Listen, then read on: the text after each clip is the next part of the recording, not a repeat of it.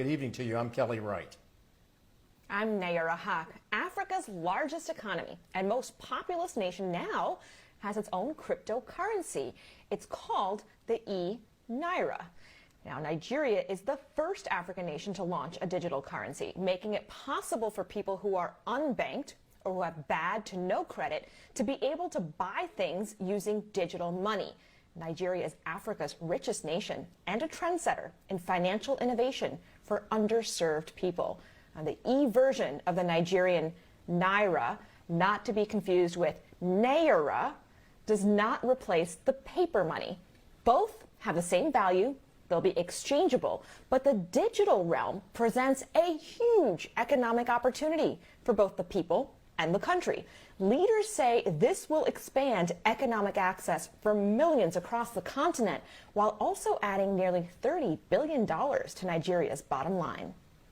The CBN has said that it's done a lot of research, it's done its homework in terms of how the technology, the blockchain backbone is supposed to work, and also how the eNaira is supposed to sit within the wider economy.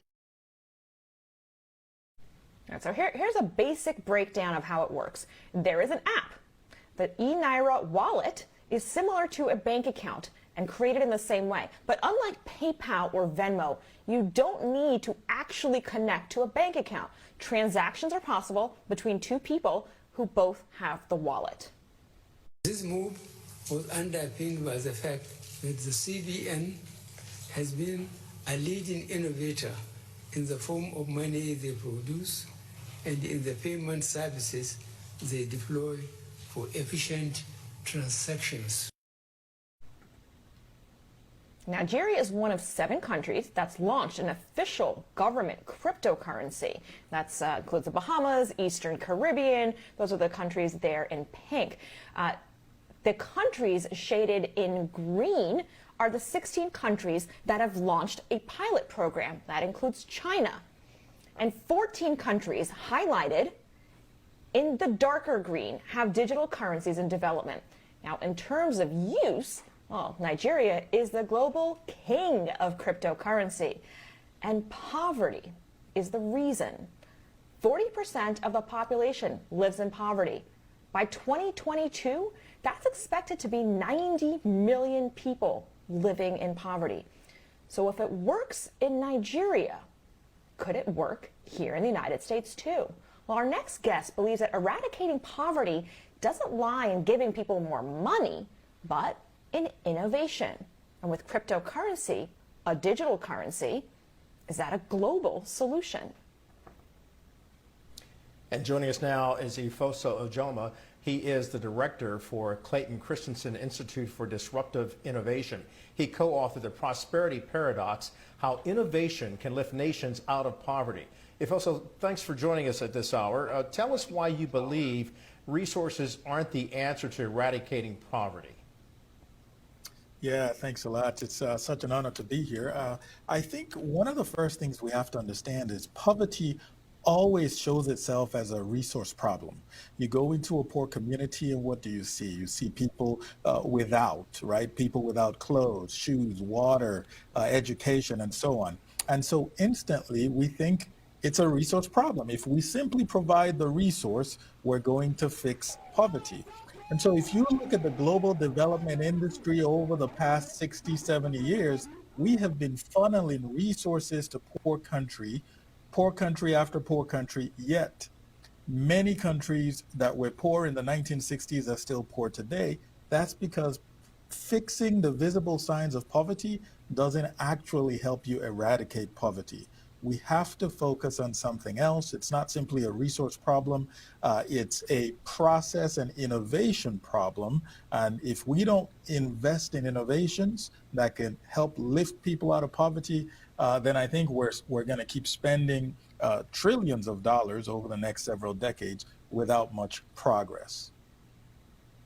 Efoso, just take a quick look here in the United States before we head back to Nigeria, where we do know that giving people money, their tax credits, for example, has lifted majority of black children out of poverty. So is this a plus And are you talking about the changing the system? That's where the innovation takes place?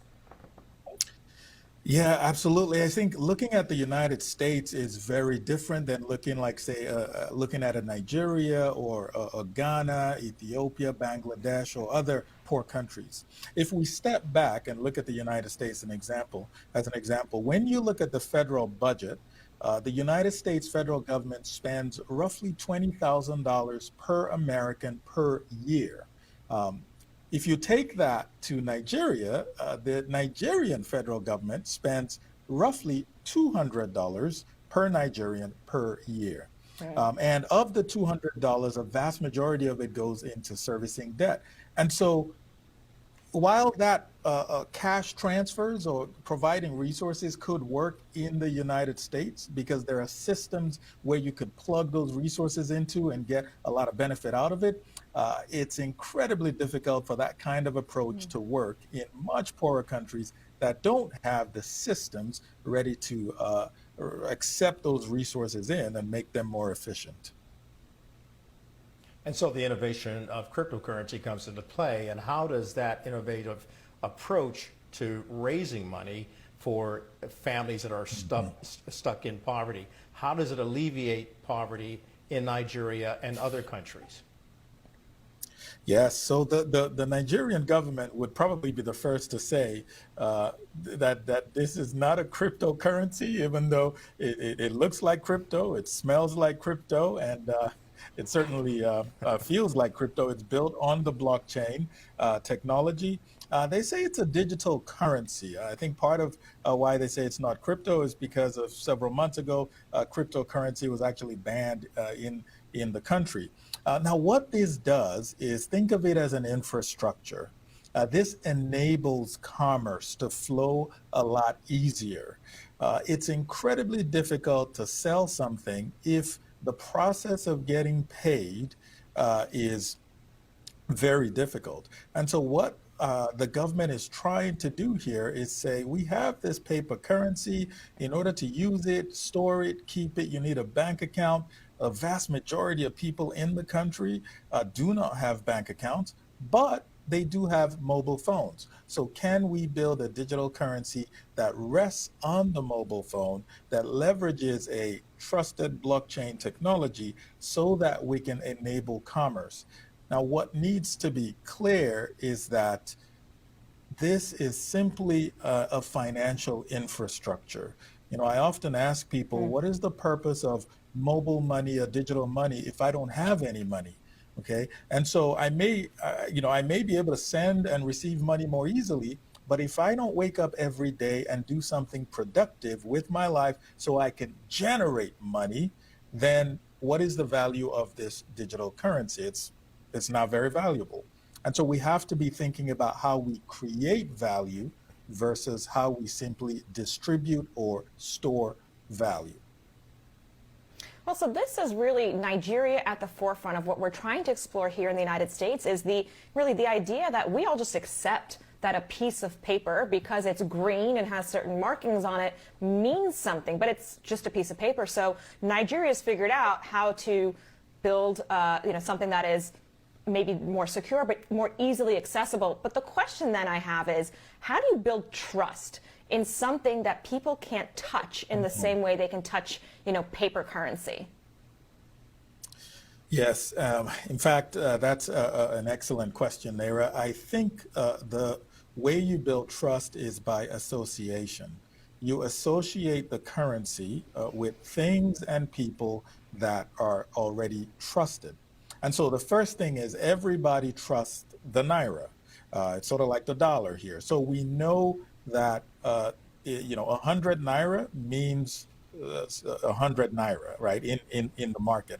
And so calling it eNaira, there's a leg up there because there is that trust. The second thing I think the Nigerian government should do as far as managing this to build trust is to help people use the currency. And so don't make it difficult for people to understand what it is, to understand the exchange, how you get the value from it.